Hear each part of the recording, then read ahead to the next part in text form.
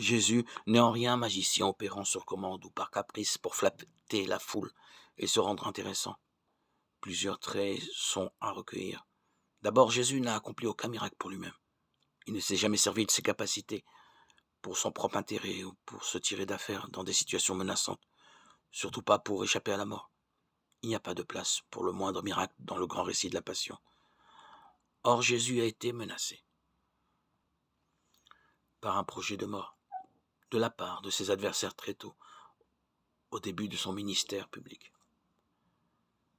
Le miracle par lui accompli est toujours une réponse à la demande de quelqu'un qui est dans le besoin et même la détresse, et dont Jésus prend soin de vérifier la foi.